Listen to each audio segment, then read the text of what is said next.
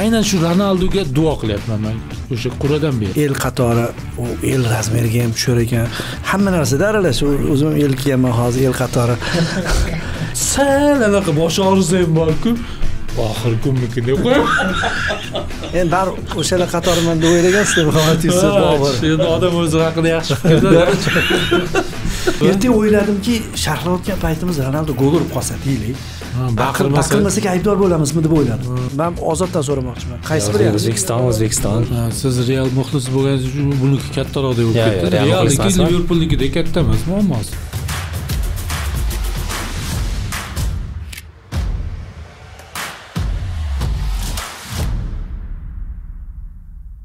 Assalomu alaykum do'stlar. iFootball YouTube kanalida yana futbol minus dasturi biroz tanaffus bo'ldi, adashmasam bir oycha va odatiy tarkib bilan yana dasturga qaytamiz. Xayrulla Hamidov, Jamoliddin Bobojonov, Bobur Akmalov. Bugun mavzumiz esa asli inqirozlarga bag'ishlangan. Liverpoolda ham, Realda ham va bir qancha jamoalarda inqiroz, ba'zilarda kichik, ba'zilarda esa kattalashib ketyapti. Undan oldin esa jahon chempionati qur'asi haqida ikki og'iz to'xtalib o'tmasak bo'lmaydi. Bobur aka, guruhda Portugaliya, Kolumbiya jamoalar bilan tushdik. Ehtimol taxminlaringizni aytsangiz. Taxminlar haqida aytmoqchi emasman. Bu haqda ko'p gapirildi. Rahnamomiz, yetakchimiz, peshqadamimiz, eshonimiz 50 ga kirdilar. Shu munosabat bilan shu munosabat bilan hamma tabrikladi kecha, shapalaqlar. Lekin 50 ga kirish nimaligini o'zlaridan eshitsak mana shu podkastda. Chunki hech qayerda gapirmaylar. Tug'ilgan-ku endi nishonlangan narsa emas. Odati bo'yicha hammamizda ham tabriklaganlarga rahmat deb qo'yarlar, lekin nishonlamaylar. Shuning uchun bir 50 sanasi nima o'zi? 50 o'zi nishonlash ham neudobniy ekanda. Nimasi nishonlash? Nishonlashda sal odamda anaqa bo'ladi. Nikbillik bo'ladi. Bir tantana bo'lish kerak. Urg'aydim degan. Yarim asr ketdi deganda. 44, 47, hatto 49 larda ham ana oldida to'ri bor-ku, bilasizmi? Do'konga kirsangiz kecha menga kimdir aytdi uyda. Shu og'ir botdi. Qarab turib, oldin 50 larni butunlay boshqa tasavvur qilganmizda. Endi yoshligida hammada shunaqa bo'lgan-ku bu. O'sha odamlar ham 50 ga kirganda shu 50 haqida shunaqa o'ylagan. Tepasida bobosi yanada sallali, umuman boshqa odamlar bo'lganda, borgan sari maydalashib ketyapti shekilli. Menga qarab, juda 50 kiraverar ekanda hamma degandek bo'ldi.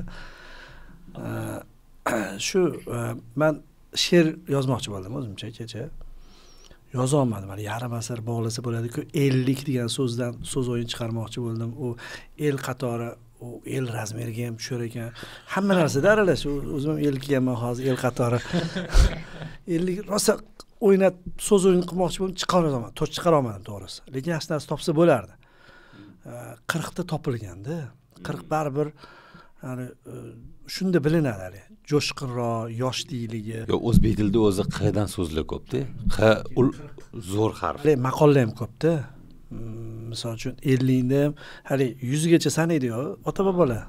O'shanda 50 da ham elakam, elakmi? Shunaqa so'zdan ishlatishadi. Anunda qirchillagan. Keyin 40 gacha degan 41 ga chidash kerak degan narsalar bor, boshqa bor-da endi u yoshga ham bog'liq. Keyin 40 gacha 40 kunduz, 40 ta dev, hech qilib ko'p 40 lar bor.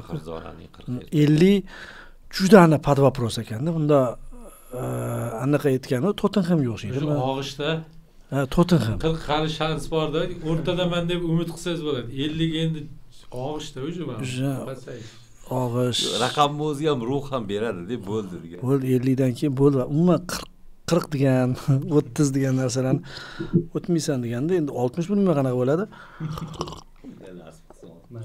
Ya deganim mana umr tez o'tar ekanda, shuni bildim endi ko'proq.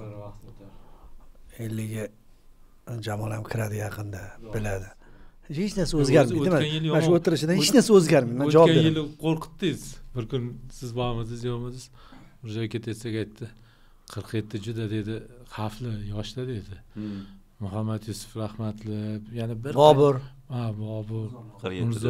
47 sanab ketdi. Keyin 47 shu yaxshi yilning oxirrog'ida aytdi-da. 47 muassasada ham bo'lganman. Bir 2 oyla o'ylayverdim borib.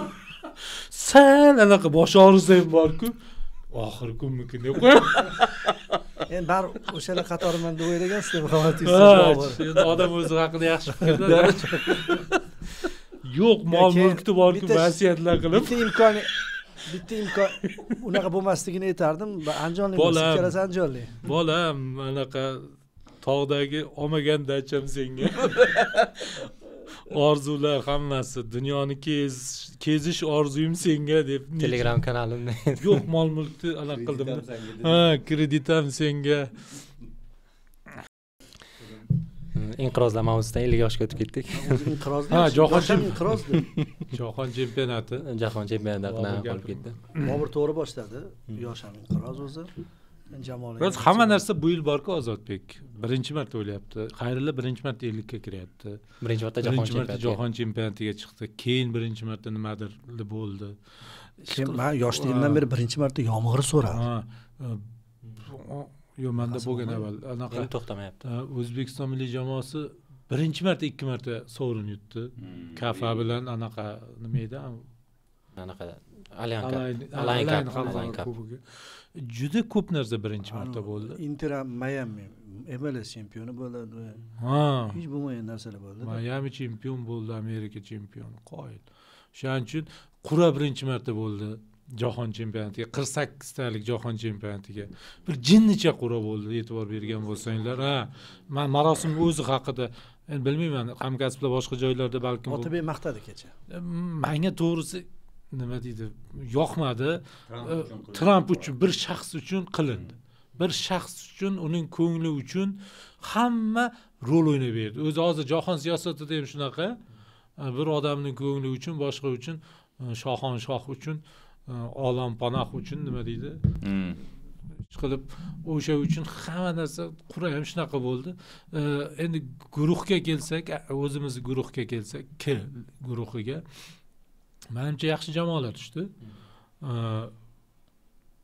Variantlar ichida yaxshi jamoalar tushdi-da. Chunki o'zi men Osiyo jamoalari, o'sha ikkinchi savatchadagi Osiyo jamoalari, Yaponiya, Koreya, Avstraliya, Eron, Qatar bizning savatchada edi-ku.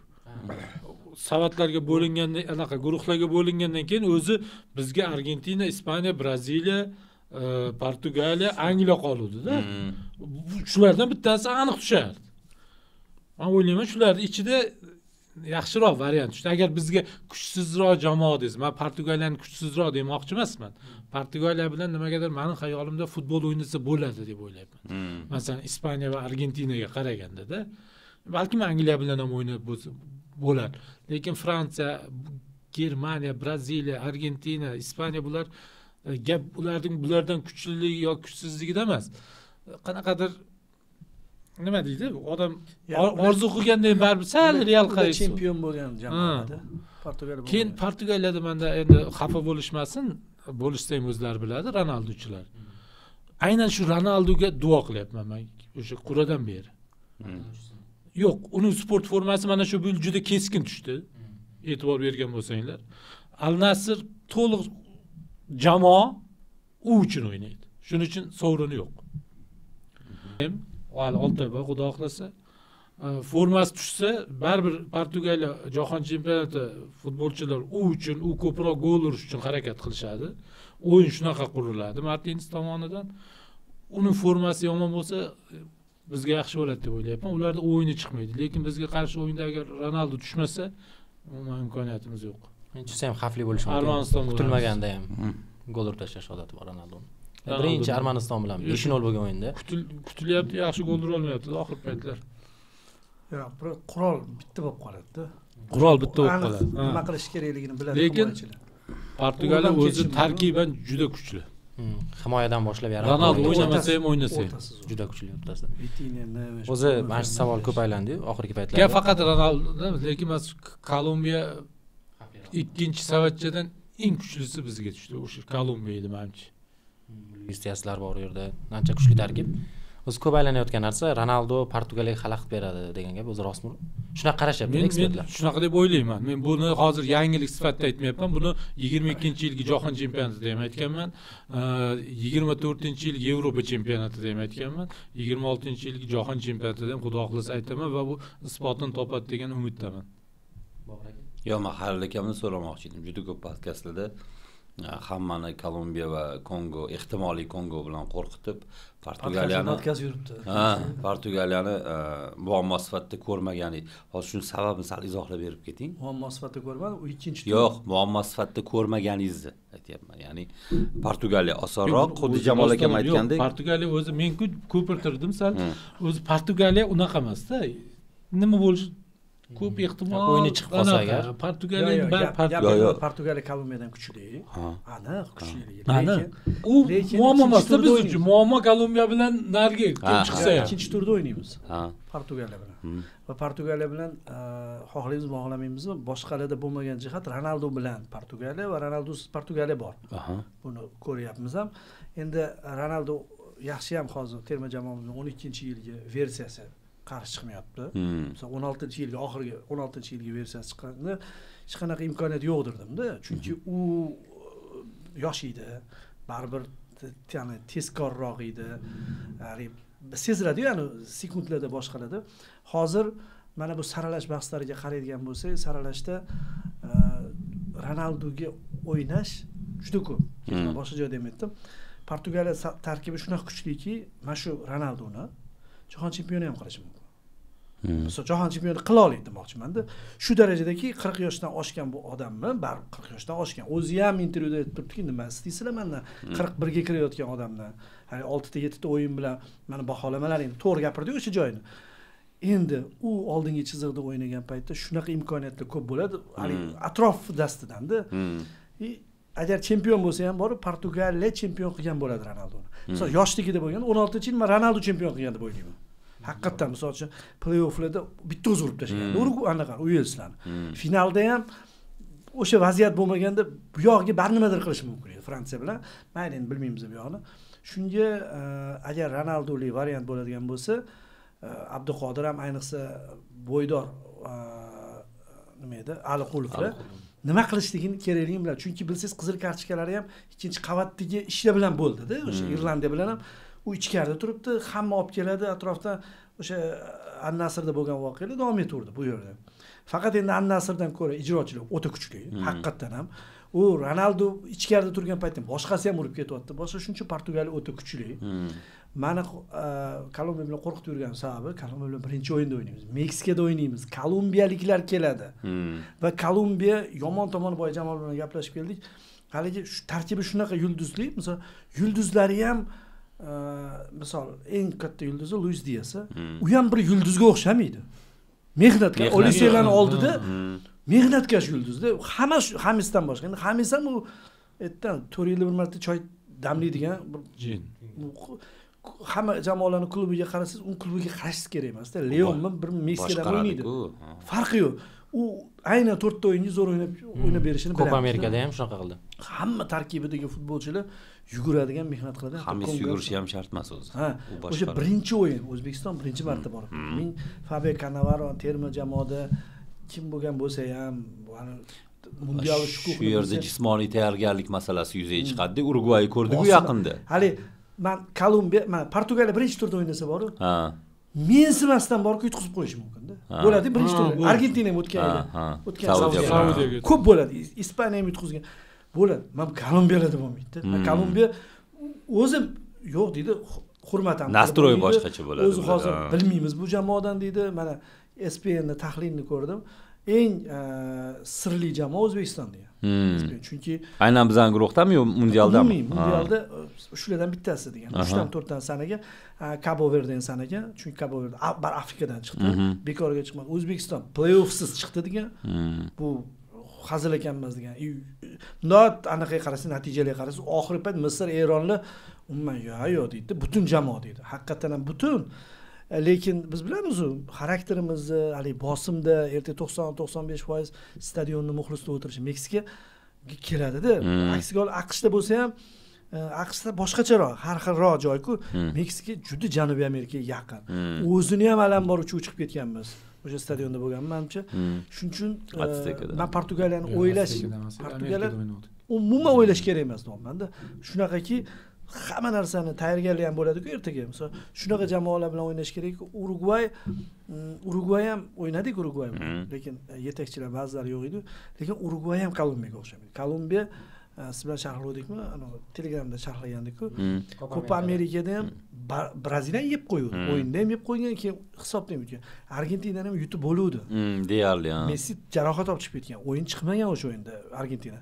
Bermagan edi Kolumbiya. Bermagandi Kolumbiya. Murabbiy ham yaxshi. Murabbiy ham Nestorda uslubiy murabbiylardan-da. Haligi Dida bo'lardi-yu. Tite. Braziliya. O'shanaqaroq murabbiydi, ya'ni klubga aylanib ketgan bular. O'shaning uchun qo'rqdim. Men o'zi aslida qo'rqitadigan bittasi yozibdi Instagramda. Ya futbolchilar ko'rmasa, maktaga yozib, futbolchilar ko'rib qo'rqsa bormasin. Agar shu podkast ko'rib turib, shundan agar yo'nalish oladigan bo'lsa, bormay qo'yavergani yaxshi-da. Men ham xayrli fikrlar qo'shilaman. Kolumbiya hozir yuqorida ham aytdim, o'sha 2-savatchada eng kuchli jamoa edi. Va eng kuchlisi bizga tushdi. Va juda birinchi o'yinimiz. Xayrli o'sha fikrlar to'g'ri. Birinchi o'yin juda muhim. Hozir Kanavara futbolchilar ko'proq Ronaldo haqida, Portugaliya haqida emas, Kolumbiya haqida gapirish boshlash kerak. Chunki bu birinchi o'yinimiz. Birinchi o'yindagi natija qolgan o'yinlarga, kayfiyatiga ta'sir qiladi. Biz birinchi o'yin agar Kolumbiya xudo xohlasa g'alaba qozonsak, men o'sha zahoti Portugaliyani ham yutamiz deb ishonch boshlayman. Keyin nima bo'ladi, xudo biladi. Va Kongo ko'p ehtimol chiqishi mumkin. Mayli kim chiqsa ham, o'sha kim chiqsa ham mana shu loyiq bo'lib chiqadi-da. Kongo chiqadimi, yangi Kaledoniya nima? Yamayka. U chiqadimi? Ular loyiq bo'lib chiqadi. U ham kuchsiz jamoa emas. Masalan, Kongo Nigeriya bilan play-offda uni qayerga kelayotganimizda aytib berdi. Nigeriya bilan anaqani qoldirib ketgan. Kamerunni qoldirib ketgan. Hozir guruhimizda o'sha 4-jamoa Nigeriya bo'lib tursa qanday qo'rqardik? Balkim Portugaliyadan ko'proq qo'rqardik, balkim Kolumbiyadan ko'proq qo'rqardik. Hozir nomi yo'qligiga qanaqadir bitta o'yinda g'alabamiz bor deydi, g'alabamiz bor deydi deb o'ylayapmiz, unaqa emas. Keyin e'tibor berishimiz kerak. Reklama ketdi, yopiq reklama. Keyin e'tibor berishimiz kerak. Birinchi o'yinimiz 17-da, Meksikada. Yozda, 17-iyunda Meksikada, janubda, Chillada. Hillasi. 3 chala o'yinimiz ham bor-ku. Qolgan 2 o'yinimiz ham Amerikaning janubida. Bu 3 chala o'yin bizga. Hozir zaxiradan chiqmasa ekan futbolchilar xuddi Dubayda ichkarida o'tirishar ekan, isib ketishini. Dubayda o'ynaganda o'ynaymiz. 3 chala o'yinda. Mana shu o'zi bizning eng katta muammomiz. Portugaliya, Ronaldo, Kolumbiya emas. Iqlim bizga muammo bo'ladi. Chunki juda issiq. Hammaga shunaqa bo'ladi lekin. Yo'q, ular baribir Kolumbiya, Meksikaga. Yo'q, ular o'rgangan. Ularda anaqa bizchalik emasda, bizning klimatimiz anaqada okeandan juda uzoq. Ularda unaqa emasda, ular bizning organizmimiz qiyin bo'ladi. Masalan, biz yozda borib Amirlikka yutqazsak tabiiyda. Lekin Braziliya hech qachon yutqazmaydi-da. Qayerda o'ynasa ham Amirlikka yutqazmaydi. 88-tarkib bilan o'ynasa ham yutadi-da. Iqlim bir xil. Yevropaning ham top jamoalari baribir yutadi-da. Farqi yo'q, iqlimning farqi yo'q-da. Lekin biz uchun muhim hali. Biz uchun iqlim juda muhim va 3 chala guruhdagi 3 chala o'yinimiz ham ataylab qaradim kartadan. 3 chala o'yinimiz ham juda issiq hududlarda bo'lib o'tadi. 3 chala raqibimiz ham o'sha hududlardan keladi. Shunaqa hudud. Shunaqa. Ularda bu namlik va yuqori darajada sovqotadi. Anaqada ham, Kolumbiyada ham, Portugaliyada ham bu iqlim bilan muammo yo'q. Okeanning yonida. O'shaning uchun bizga juda qiyin. Buni ular bilmasin hali. Shunga qarab keyin 2% berilibdi o'zi optada. Ko'rsizmi? Guruhdan chiqishimizmi? 0.2%. Guruhdan chiqishimiz. Yo'q, chempionlik. 2 Portugaliya 67 bo'lsa 30 nechidir. Keyin yo'q, men zo'r izoh o'qidim. Haligi qora turadi-ku, Kongolar yo'q hali. 13 da, biz 2 da tayda birinchi izoh yo'q jamoadan ham pastamiz. Yo'q, zo'r-ku chempionlikka. Chempionlikka 0.2. Chempionlikka 0.2 bergan. 1ning 5 dan 1 qismi. Portugaliya 7%mi 6%? Masalan, menda yo'q edi shu. Yo shu ham bor-ku. Masalan, boshqalar yo'q, biz bormiz. Shuni qo'ying. 0.2. Gaitilardan yaxshimizda, kuchliroqmiz, lekin Jamol hozir bitta ham menga yoqmagan tomoni bor. Kolumbiya ham mayli, anu ham mayli.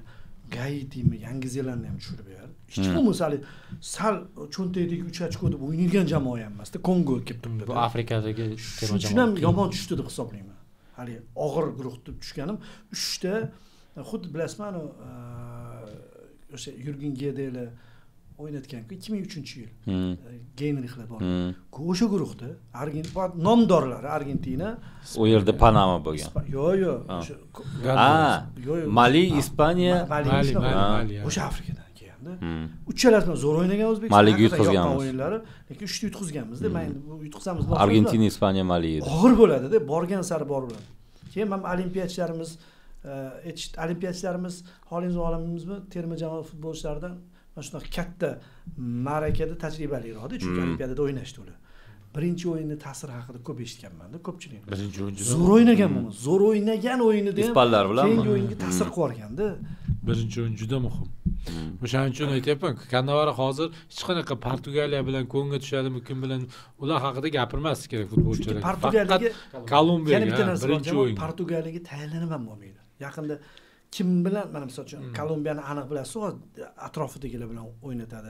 Boshqa Kolumbiya kimga o'xshaydi? Kolumbiyani hali-haligacha ba'zilar misol uchun Yevropa Braziliyasi deydi. Unaqa emas hozir. Chunki Portugaliya butunlay boshqa klassga chiqib bo'lgan. Murabbiylar dunyoda eng ko'p match Portugaliyada, unda o'ylab qarasa, tarkibi yulduz bo'lib yotibdi. Keyin tarkibi yulduz va hammasi sistem, ya'ni hujumkor jamoalardan keladi. Ani Mendeshi ham, o'rta Vitinha ham PSJda o'ynaydi. Manchester City'ning o'yinchisi bor. Leao zaxirada. United o'sha hozir inqirozda United deb. Shu bizning imkoniyatimiz emasmi? Ruhiy jihatdan, psixologik jihatdan ular hujumda o'ynaydi-da. Jamoa ikkinchi tur hali Kongo bilan nima bo'ladi? Juda ko'p o'sha men nimaga Portugaliyaga salana qilyapman? Masalan, Ispaniya, Fransiyaga. Endi Argentina ham qari jamoa. Men to'g'risi bu jamoaga uncha ishonmayapman. Keyingi yoshlar qo'shildi. Fransiya, Ispaniya hamda Angliya nimagadir men uchun jahon chempionatida favoritdekda. Bunga Portugaliyani qo'shmayotganligim aynan shu sabablardan biri, ularning futbolchilari hammasi yulduz va top klublardan hammasi. Eng bechorasi Ronaldoda, Al Nassrdan keladi. Qolgan hammasi PSG, Manchester City bo'lib yotibdi qisqasi. Va ular borku, qaraydi O'zbekistonda. Yo'q, siz oxirgi paytda ko'rdingizmi Portugaliya o'yinlarini birontasi? Men ko'rdim, umid qilyapman, to'xtang endi. Orzuni. Armaniston bilan o'ynagan o'yin. Diyashgacha uzoqdan gol urdi. Yo'q, shu keyin yana Ronaldoga bir yubiley gol qilib beraylik, bir narsa deb bir qovunchirlar hammasi. Bir jinnicha maqsadlar qo'yib, minginchi golga to'g'ri kelib qolsa, men roziman. Minginchi bo'ladi. Pele 3 ta o'yinda ura olmagan. Adam kuturib charchab ketganmiz. Oxir penaltidan urgan. Oxir penaltidan urgan, penalti ham juda anaqa urgan, bir xavotirli tepganda. Shu narsa kerak hozir. Biz bilan o'yinda ursa, yomon tomonini aytaman. Uraman deb harakat qilsin-da, o'xshamas. 99da butun dunyo bizga qaraydi shunda. Jamol aka ozgina PR bo'ladi. U shundoq ham qaraydi, u meningsini ura olmasa shundoq ham qaraydi. Yo, o'sha ham qaraydi. Ronaldo o'ynasin deyotganim shundan. Qaraydi, ham qaradi. Yo, uslub ham sal bo'lsa ham. Ana ular hozir Ronaldo bo'lmasa nima 9 ta uryapti. Kecha bitta joyda bitta o'yin shag'al qoldi. Misol bar Ronaldo kerak edi. Ronaldo Fransiya bilan o'yinga, Ispaniyaga o'yinga kerakdir dedim. Erta Argentina bilan chorak finalda tushib qolsa, men Ronaldoni tarkibda ko'rmasam xafa bo'laman. Yo'q, nimaga Argentina bilan o'ynading deyman-da, tushish kerak. Lekin men bu pastroq no-name'lar bilan o'ynasa, boy bekorga ketmas. Armaniston bo'lib ketishi uchun Ronaldo shunday chetga chiqib turadigan bo'lsa, xohlaganini qiladi. Bular Ronaldoga nimadir isbotlamaydi. Bitta jamoani, bitta yurtda hammasini ko'maydi-yu. Faqat bitta futbolchi o'ynalmaydi. Bitta futbolchi o'ynalmaydi-da. Keyin bittasi so'rayapti-da. Menga kommentda bor-ku, siz hozir men Ronaldoni o'ynamasa yaxshi deyapsiz, o'rnida Ramos o'ynasami dedi. Men aytdim, Ramos o'ynasa unga havodan pas berilmaydi dedim. Boshqacha o'yin bo'ladi. Havodan ko'p pas berilaversa, bu kecha Real misol uchun qilamayapti, avtobus turibdi, indamay sezasiz-ku 45 minut o'tib ketishini sezib turadi odam. Chunki yangi narsa qilinmagan, faqat futbolchilar mahoratini hisob. Bo'lib qolsa bo'ldi, Bruno. Bo'lmasa shunga qarab ketadigan. Ronaldo o'ynasa shunaqa bo'ladi. Nisbatan pas bo'ladi. Striker ham yo'qdi undan. Qarang, Ramos faqat, ha. O'sha striker bo'ladimi, bo'lmaydimi? Strikersiz o'ynash kerak bo'ladi shunda. Va strikersiz xavfli-da. Gollarni qarang, o'sha to'qqizta urganda bor-ku, hamma urib tashlagan. Misol, anu jamoa 2-3 ta o'tkazgandan keyin chiqsa, Leao tushirib yuboradi. Leao kontr qarshi hujumda eng xavflisi. Felix hozir juda zo'r formada. To'p urar bo'lib chiqqandan qadar. Nasrda to'p urar. Keyin Bernardo Silvani o'ngga ko'pda Pedro Neto bor, gol uryotibdi u ham. Trinkao bor zaxirada bir dunyo futbolchilari bor. Nevesh, ikkitalab Neveshlar bor. Juda yomon. Simeonening o'g'li bor. Shuning uchun ham Argentinada. Shuning uchun ham hozir bular bor-ku, bemalol, misol uchun hali Konsesaoning o'g'li adashtirib oldim. Konsesaoning o'g'li ham. Anaqa ham bor. Forbes ham bor. Forbes chiqdi-yu, yangi Barselonaga gol urdi. Formish. O'sha ham bor. Misol ana men bor mashhur. Yoshligida toshbaqa bolalarni olib yuradi. Bu yoqqa olib yurish bor. Messiga ham qo'yishuvdi. O'sha yoshlar olib chiqdi. Yetelab yuradi. O'zi hali boshqa futbolchiga unaqa deya olmaysiz, masalan Lewandowskiga Polsha qarzdor demaysiz-da. Men nima qilib tashagan bo'lsa ham hech kimga yetmaysiz. Shu ikkalasiga yetiladi-da, bittasi qildi, bittasini qilishdi. Butun jamoa bo'lib boshqa qilib, u ham shundan zavqlanib o'ynadi. Bunda ham men pozitsiyalar boshqa ham bu haqda cho'zilib ketadi-yu, lekin shu muammo bo'lishi mumkin-da va yomon tomoni, men anaqa Ozodga qarab gapiraman, shu gapirilyapti-ku. Men endi izoh ko'raman deb baribir iloji yo'q. Oxirida podkastda juda ko'pchilik bo'linib qolgan. Haligacha O'zbekiston bu tomonda. Bu umuman Ronaldo haqida emas bu mavzu. Ronaldo o'ynasa deb turib O'zbekistonni nuqtai nazardan gapirib turilibdi. O'zbekiston uchun yaxshi bo'ladi deyilsa, lekin konvertlarda e'tibor yo'q O'zbekiston. Ronaldo qachondan shunaqa bo'lib qoldi, boshqa bo'ldi. Men keyin o'yladim ertaga O'zbekistonning deb. Ertaga o'yladimki, sharhlayotgan paytimiz Ronaldo gol urib qolsa deylik. Baqirmasak aybdor bo'lamizmi deb o'yladim. Shuna, xuddi shunaqa tezga chiqib turib O'zbekiston chiqib qoladi, Argentina bilan o'ynasa ham narigi qavm chiqadi. Men ikkalasi bir-biridan qolishmaydi deb hisoblayman shu paytgacha. Lekin men bunda hali natija bo'lmaganligi uchun, o'sha hamma narsani o'shanga qaratib borayotganligi uchun Portugaliya O'zbekistonni ham men yana bittasi bilan gaplashganimda ham mashinada ketib turibmiz. O'ynasa, yarim finalda o'ynasa bir-biri bilan qanaqa qaraysizlar boshqasi? O'zbekiston yana chiqar deydi. Endi hazillashib gapirdi, kulib. O'zbekiston boshqa bormaydi degan ma'noda ko'pchilikda bor. Avlod shunaqa. Birinchi marta boryapmiz. Avlod ham shunaqa. Men Ozoddan so'ramoqchiman. Qaysi biri yaxshi? Ronaldo O'zbekiston. Chiqib ketganimizdan keyin chala chol deydi. Qattan tushunasiz. Men xayrli aka kommentariylarda ko'rib qoldim. Bittasi nasib qilsa Ronaldo hat-trick qiladi yozdi. Hali bittasi keyin yozgan Portugaliyani tanlaysizlarmi yoki O'zbekistonni deb unaqa ketyapti, so'rovnomalar ketyapti hozir. O'zbekiston yutqizadi. O'sha so'rov naqalar. Keyin Ozodbek, mana bunaqa narsa bor. Tayyorgarlik bosqichi va uning hozirdan menimcha ishlashyapti OFA Kannavara boshchiligida juda muhim. Va bu yerda xato qilmaslik juda muhim. Hozir ko'p ehtimol asosiy tarkibda yig'a olmaydi, balkim yanvarda Kannavara qanaqadir yig'in o'tkazar. Qatardami, Dubaydami? Yo'q, martda o'yinlar bor. Qayerda? Yo'q, yanvarda deyapman sizga. Mart haqida hali gapirmayman. Keyin martda FIFA kunlari bor. Mana shu FIFA kunlaridan to'g'ri foydalanish kerak va hammaning taklifiga xo'p deb uchmaslik kerak qayerqadirda. Hozir har xil takliflar tushadi. Xuddi mana bu Align xalqaro kubogiga o'xshagan variantlar chiqaradi. Har xil terma jamoalar bunaqa variant chiqaradi va O'zbekistonni ham ko'rishni xohlaydi, chunki uning guruhida Eron bo'lishi mumkin, Yaponiya, Koreya bo'lishi mumkin, Qatar bo'lishi mumkin, Iordaniya bo'lishi mumkin-ku. Osiyo jamoalar bilan o'ynaymiz deb turib O'zbekiston taklif qiladi. Lekin biz o'zimiz bir qanaqadir yuqori darajada turnir o'tkazishimiz kerak va Toshkentda o'tkazishimiz kerak bu narsani. Nimaga? Bu ruhiy jihatdan futbolchilarni uzoq uchishlardan saqlaymiz. Chunki mart oyidagi FIFA kunlari o'zi juda qisqa kun. Bu yerda 8 kundan iborat. Bu ikkita o'yin o'ynashingizga va sizning marsrutingiz ham, logistikangiz ham muhim rol o'ynaydi. Masalan, hozir Janubiy Amerikadan qanaqadir turnir varianti chiqsa, O'zbekiston unga rozi bo'lsa, tasavvur qiling, endi hammani uchib borib kelishini-da u yoqqa. Va jahon chempionatidan oldingi yig'inni qayerda o'tkazish va qanaqa o'tkazish ham juda muhim.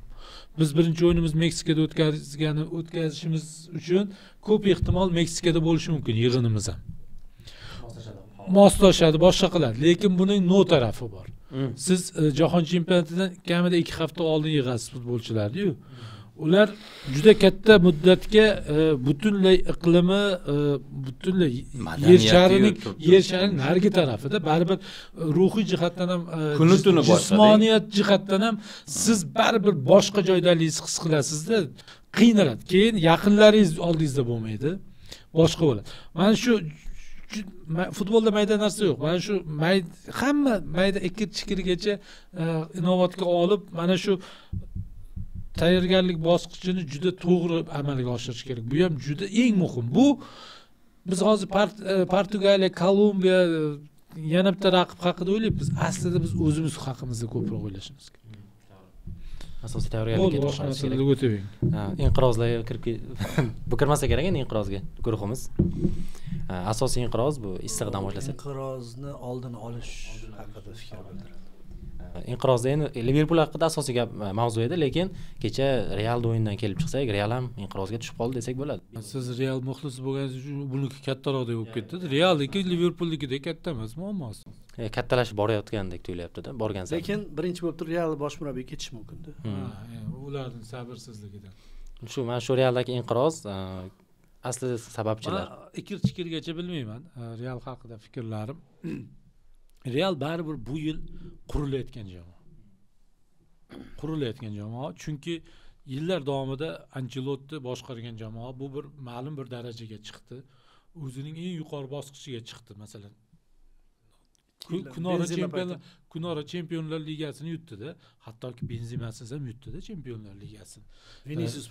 Vinicius bilan. O'shaning uchun endi bir bunaqa yuksalishdan keyin har bir jamoada pasayish bo'ladi. Real to'g'ri qildi Alonsoni olib kelib. Birinchidan ular o'yin falsafasini o'zgartirmoqchi bo'ldi, chunki Ancelotti bu o'sha xayrlarning mashhur iborasi taktikasizlik taktikasi. Uslubsizlik uslubi. Uslubsizlik taktikasiga. Endi bu haqiqiy uslub va tizim quradigan jamoaga murabbiy keldi. Bu bunaqa tushishlar, pasayishlar bo'ladi. Menimcha klassikoda o'sha kuni durang yoki mag'lubiyat Realga hozirgidan ko'proq, endi hozirgi fikrlarda, u paytda unaqa fikr yo'q edi. Foydasi ko'proq bo'larmidi deb o'ylayman-da.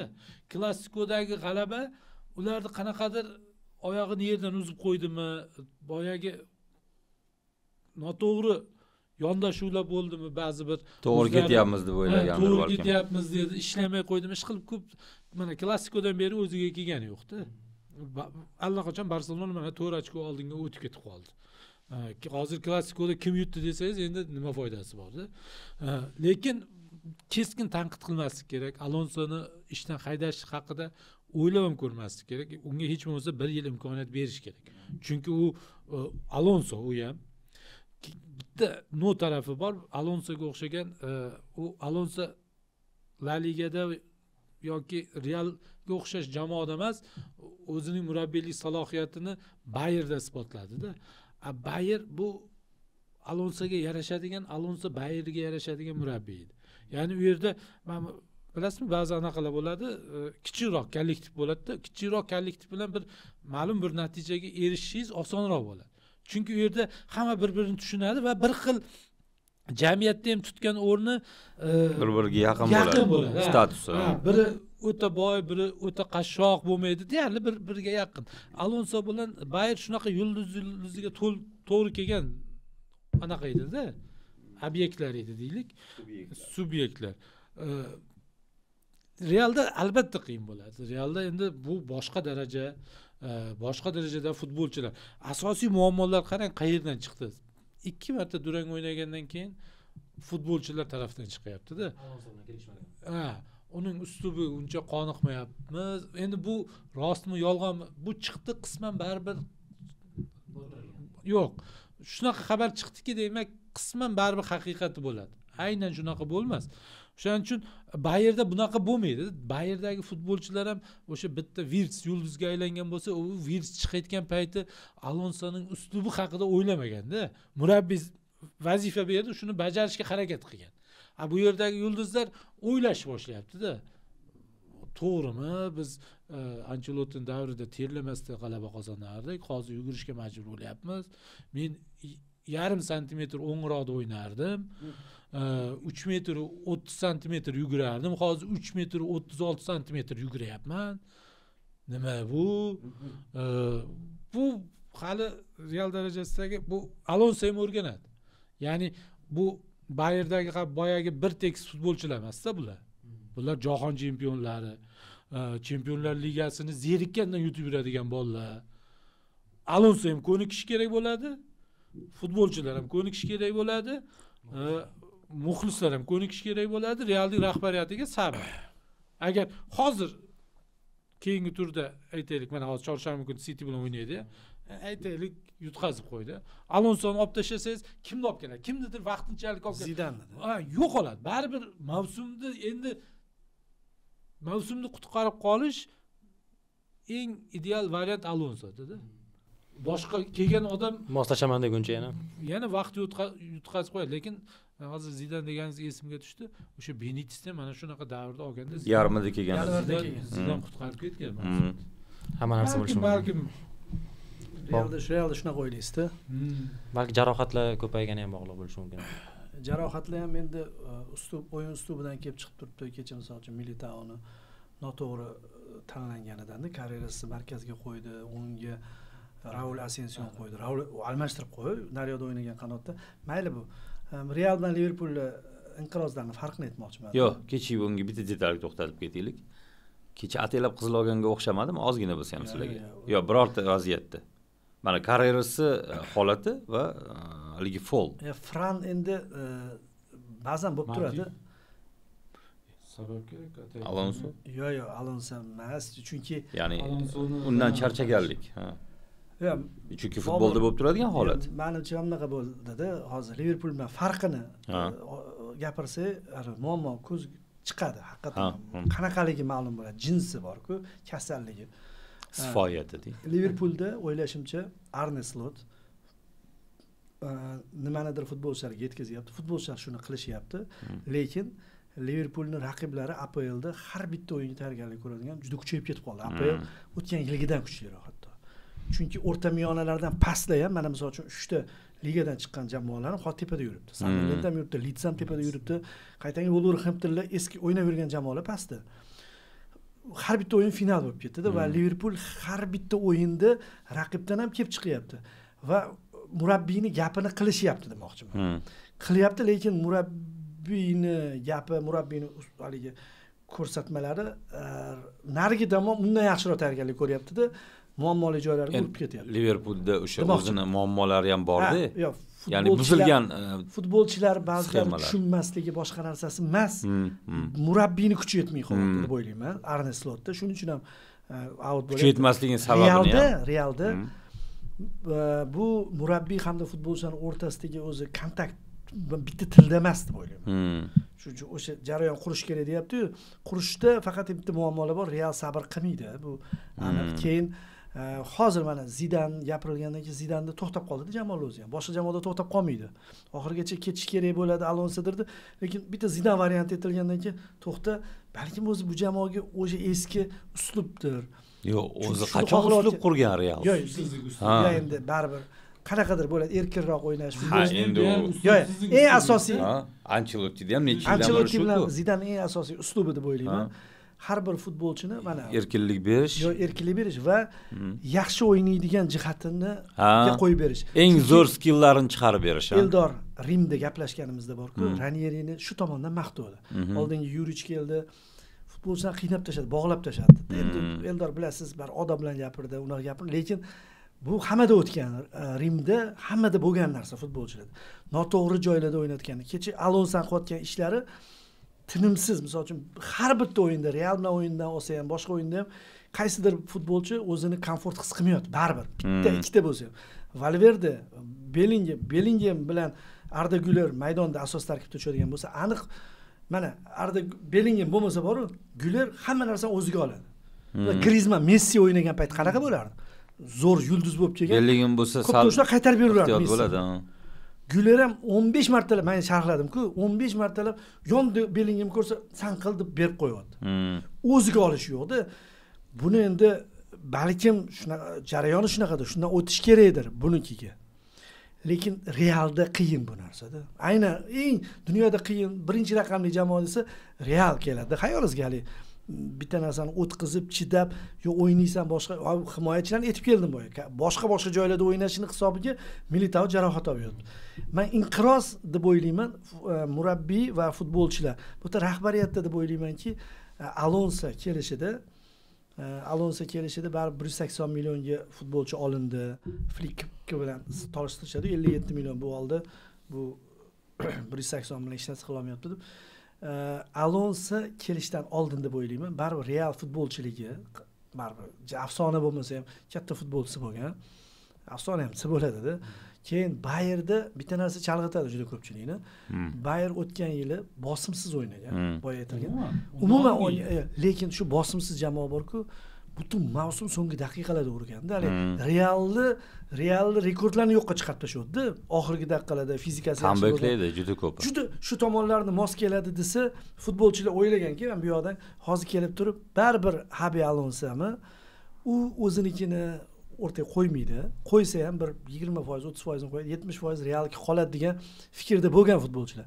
Va kelib turib uni inqilobi Güler asosiy tarkibga tortdi. To'g'rimi? Asosiy tarkibga tortdi degani Valverde 10 qanot futbolchiga aylanib bo'ldi bir boshida. Sen shu joy ataylab o'ynatayotgan Valverdeda isyon bo'ldi. Endi ani Vinicius bilan uning muammosi bor. Endi Viniciusni janjali nimada bo'ldi? Pressingda o'ynashga majbur qildi-da. Barsa bilan zo'r o'ynadi-ku pressingda hammasi. Shu Barsa bilan ishtiyoq hisobiga ham yutgan bo'lishi mumkin. Qilamiz shu. Nima desang qilamiz, shu yutmasak bo'lmaydi degan ma'noda tushishgandi va qildi. Shundan keyin bularni har doim o'ynatish kerak. Pressing jonivor har doim ishlash kerak. U Celta bilan ham ishlab, Barsa qiladi har doim. Har doim shu bolalar boradi. Rafini yo'q bo'lib qolsa bilinadi. Tushgandan keyin yana indamay tapir pressingda yuradi-da. Real bolalarda u hali ko'nikma yo'qdi. Shuni menimcha futbolchilar bilan murabbiyni kontakti o'rtasida, o'sha uslublar o'rtasida o'tgan gapirdi, qotib qolish deb o'ylayman men. Bu hech qanaqa hali bajarsa bor, hozir 100% hammasi bajarsa, Alonso aytganini tushunib boshqasi bajarmayapti. Endi boyagi narsalarimiz ataylab qilindi deganga o'xshash narsalar bu asabiylikdan keladi. Misol uchun kecha Real o'zi aslida o'sha bir kam o'yinchi bo'lib o'ynayotganda Mbappe 2 ta gol urolmadi. Mbappe misol o'tgan o'yinda o'sha goldan urdi-da, uzoqlardan urib tashadi. Urdida Real zo'r o'ynagandek tasavvur qilyapti. Real kecha ham hech qanaqa muammo bo'lmasa chiqib ketadi. Qizillar bo'lmasdi deb o'ylayman oxirida-da. Qizil nimadan bo'lib turibdi? Futbolni bilasiz-ku. Naryoda bo'lmayapti. Mbappe ham qutqarmayapti hatto-da va Mbappening vaziyatlari oldingi Bilbaodan ko'ra osonroq vaziyatlar ura olmadi. Bellingham ham hammasi kelsa ham Radu ham hayotida eng zo'r o'yinni o'ynaverdi. Güler deyarli bo'sh qolgan darvozaga ura olmadi. Endi buncha vaziyat ko'p bo'lgandan keyin ura olmasa, bu himoyaga uradi baribir. Van Dijk ketdi-yu, bir-biriga har doim chiziqlar bog'liq bo'lgan. Ayniqsa hujum chizig'i triosi bizda oldin nimaga 0,5 vaziyatni golga aylantirardi. Bu yoqda biz xotirjam bo'lardik, dedi Van Dijk. Gollandiya terma jamoasida unaqa fikr yo'q. Gollandiyada ko'proq mehnat qilishimga to'g'ri keladi. Hozir mana qara, urmayapti. Liverpool ham vaziyatlarini ham ko'kka sovurish boshladi. Van Dijk umuman har o'yinda men bo'lib yotdi. Golga olib keladigan xatolari. Shuning uchun muammolar turfa xil deb o'ylayman Liverpool bilan Realda. Bir-birini bog'laydigan muammo bor baribir. Ozod yulduzlar bilan kelishmayotgan. Murabbiy baribir rahbarda. Jamoaning natijasiga, umuman jamoadagi holatga baribir murabbiy javob beradi. Ertaga natijalar keskin tushib ketsa, hech Realdan bironta futbolchini shartnomasini bekor qilib haydab yuborishmaydi. Liverpooldan ham xuddi shunaqa. Murabbiylar iste'foga chiqadi. Chunki baribir murabbiyning aybi bor. Bu yerda Arne Slot bo'ladimi, Xabi Alonsoning bo'ladimi? Hattoki mana hozir so'nggi yillarda urfga aylanyapti-ku. Masalan, qaysidir jamoada anaqa jarohatlar ko'payib ketsa, baribir murabbiyga bog'lashyapti. Demak, anaqada mashg'ulotlarda qanaqadir noto'g'ri ish qilyapsizlar, yuklamalar berishda qanaqadir ilmiy yondashmayapsizlar deb. O'shaning uchun Arne Slot bilan Xabi Alonsoda baribir ayb bor va ba'zi murabbiylar bo'ladi, top klublarda yurishmaydi ishi. O'zi yaxshi murabbiy bo'ladi. Mana unday emaydi. O'zi zo'r murabbiy bo'ladi. Balkim hammadan zo'rdir. Lekin top top klubga, top terma jamoada uning ishi bo'lmaydi. Chunki u nima deydi? Anaqadan tabiatan deysizmi yoki o'zi xudodan unaqa unga berilmagan bo'ladi-da. Bosimsiz ishlaydigan murabbiylar bo'ladi-da. Realda ham, Liverpoolda ham bosim bor-da baribir. Masalan, Eindhovendan keluvdi Arne Slot Feyenoord bilan Liverpool taqqoslasangiz, osmon bilan yerchada bosim. Bayer bilan Real endi butunlay boshqa galaktikacha bosim ta'sir bor. Temhaga o'xshagan misol. Masalan, o'zimizda O'zbekistonda hamda mana Abramov, hammamiz zo'r deb maqtaymiz. Dinamo. Traktordan chiqqan. O'ziga xon o'ziga bek bo'lganda, traktorda zo'r boshqargan, hech qanaqa bosim yo'q, u 3 ta anaqa muxlisi ham yo'q. Keyin Bunyodkorda puli yo'q edi. Anaqaga bo'ldi, Lokomotivga bo'ldi. Lokomotivda endi Lokomotiv gullagan davri boshqa, chempionlik, kubokni olish bosimida bor. O'sha bosimning evaziga katta futbolchilarni olib kelib oldi, boshqa qildi-da, natijaga erisha olmadi. To'g'ri, kubok oldi, chempion bo'la olmadi Abramov. Keyin yana bosimsiz Bunyodkorga bordi. Maza. Bosimsiz anaqaga bordi, Dinamoga bordi. Har bir anaqasi natijasi o'zi bir natija yo'q, so'rin yo'q, lekin har bir g'alabasi yangi natijada. Hamma muxlislar ham yaxshi ko'rgan, rahbariyat ham yaxshi ko'rgan.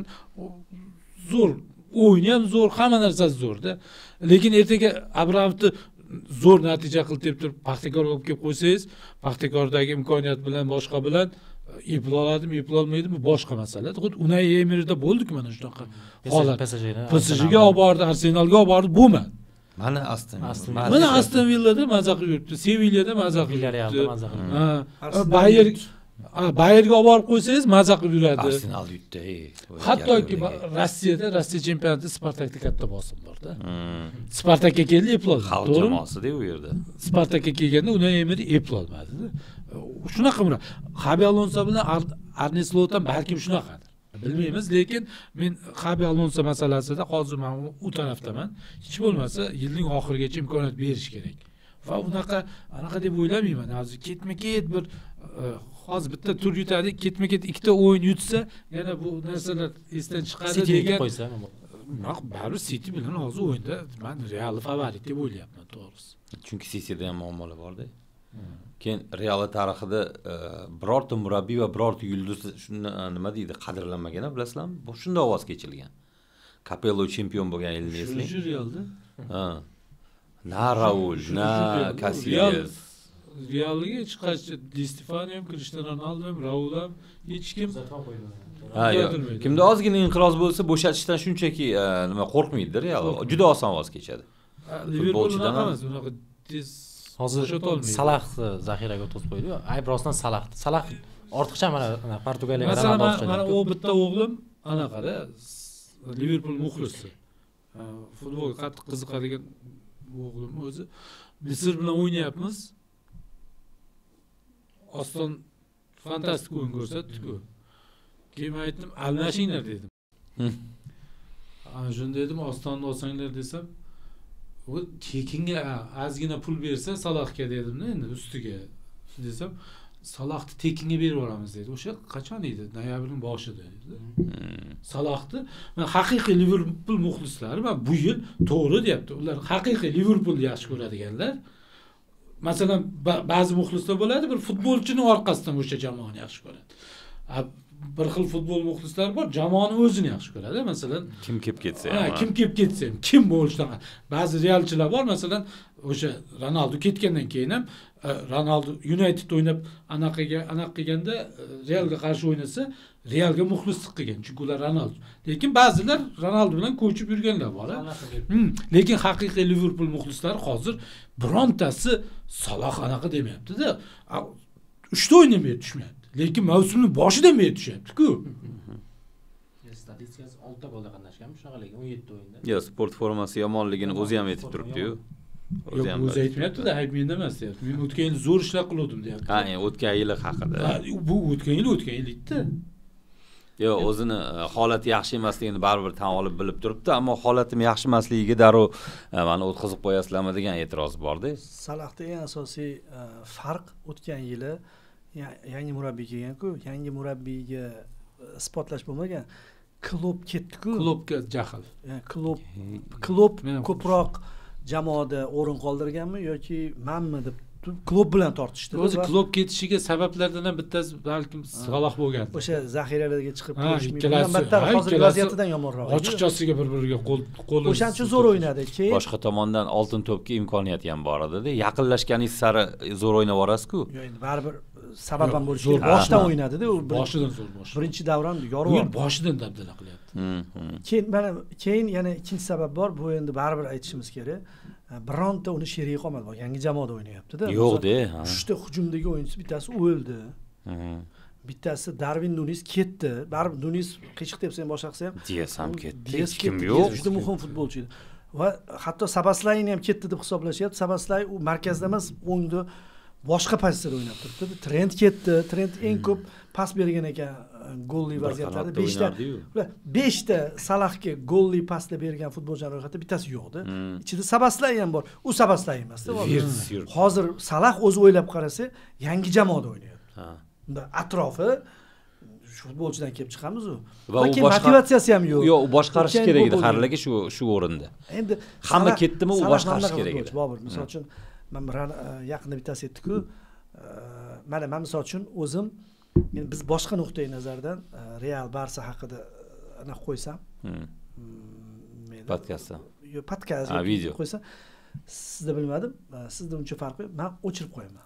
Kommentariymi? Chunki nima bo'lishini bilaman-da. Gap bu yerda, misol uchun odam o'ziga emas, haqqi yo'q deyman, eng yaxshisi o'chirib qo'ygan yaxshi. Qolgan joyda ochiq turadi. Futbolchilarda bu narsa baribir immunitet bo'lishi kerak. Futbolchilar katta. Bizda ancha katta-da bu masalada. Ronaldo bilan Messi hech qachon yopib qo'ymagan ekan.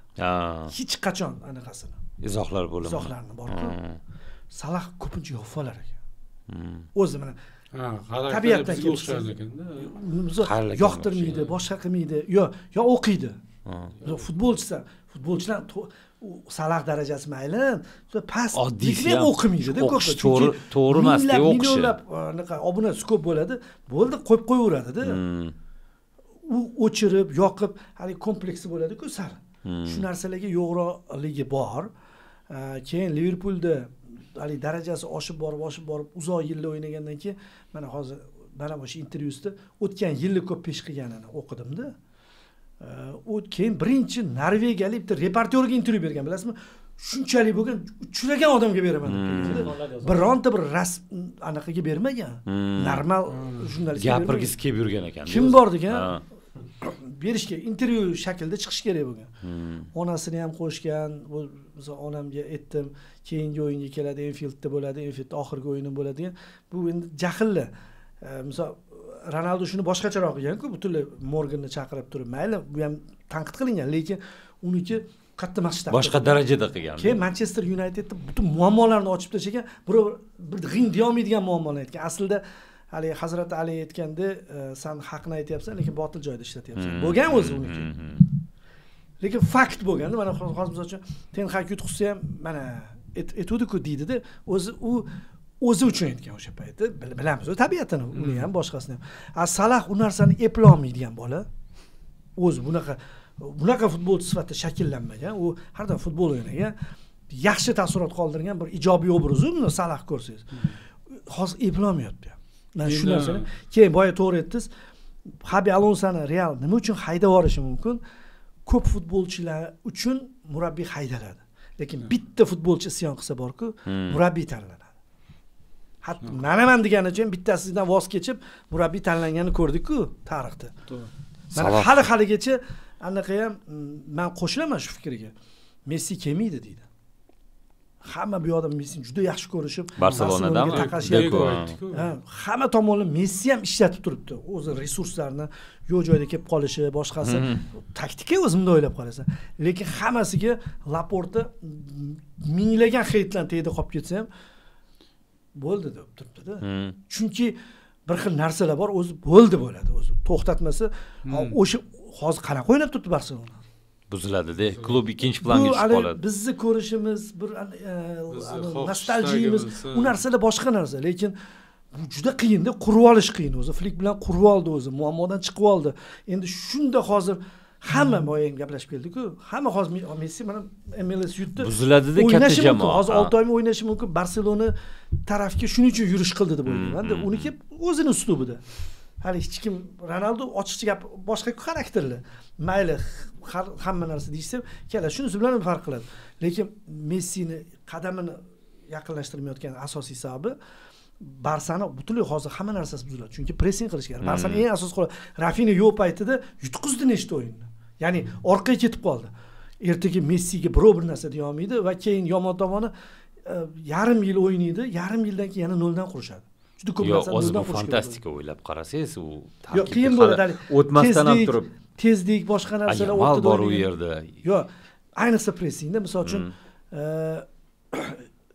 istalgan futbolchi, Fermino olasizmi, Ferrani olasizmi, gol urish urmasligi ba'zi o'yinlarda uradi, ba'zi o'yinlarda urmaydi, lekin ana u ishni 100% qiladi. Yamal ham ishlayapti-ku orqada hozir. Yamal ham o'sha Yamalga e'tibor berdinglarmi? Bu qizdan ajragandan keyin faqat yaxshi bo'lib qoldi. Jismoniyati hamma kuchini ushlab hali bolasan deyman, ikkita frontda qiyin. Shu podkastda gapirsa ajrashtirdingizmi? 10likda o'ynadi-da oxirgi o'yinda. 10likda. Men o'zi shu 10likda bir kun o'ynaydi, Messiga aylanadi deb o'yladim. Messi ham undan yo endi bu safar majburlikdan qildi-da. Rafinha qaysi joyga o'tadi? Majburiyat bo'ldi. Keyin chapga ham, o'ngga ham o'tdi, 10likda ham o'ynadi. Hamma joyda o'ynab chiqdi-da. Yo o'sha Messining hayotida ham bo'lgan-ku. O'nda boshlagan. Keyin o'rtaga o'tirganda, keyin lojni devyatga. O'nda boshlagan paytda Ronaldinholar bor edi-da. Keyin hammani ketkazib uni 10likka o'tkazgan. Eto'y ham bor edi. Ozodbek baribir inqirozlar masalasida Liverpuldagi Realligaga qaraganda kattaroq deb o'ylayman, men fikrim. Real ketma-ket ikkita g'alaba qozonsa hamma unutib ketadi, to'g'risi aytaman. Hammasi unutib ketadi. Yana kurashga qaytsa, Barselona bilan Liverpoolga 30 yil ketishi mumkin-da. Liverpoolniki hozir birinchidan Liverpool o'zi inqirozda bo'lishingiz shart emas. Zo'r bo'lmam APL yuta olmasligingiz mumkin-da. Zo'r bo'lmam. Masalan, Arsenal zo'r, mana kecha yutqazdi. O oyoq qaltirash boshlaydi. City ham nisbatan Liverpoolga qaraganda yaxshi, lekin chempion bo'la olmasligi ehtimol bor-da. La Liga unaqa emas. Keyin Liverpool anaqa Real Chempionlar Ligasida baribir qanaqa holatda bo'lmasin, Chempionlar Ligasida ular qanaqadir ular turnirida o'ynash biladi ular. Omadi keladimi, ish qilib nima qilsa qiladi.